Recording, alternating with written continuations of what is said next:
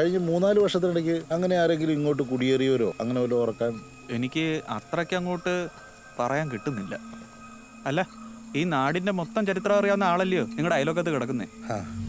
ഒന്ന് ചോദിച്ചു നോക്ക്.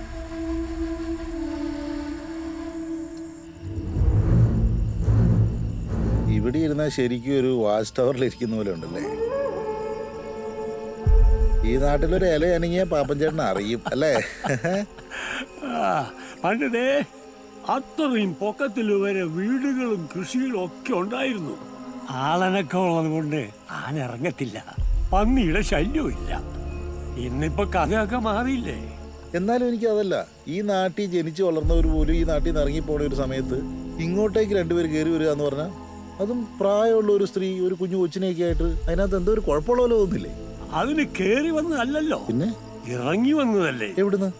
അങ്ങ് മേളില് ഈ 2 മലകളും അവസാനം കൂട്ടിമുട്ടുന്ന ഒരു സ്ഥലമുണ്ടല്ലോ, കവന്ത.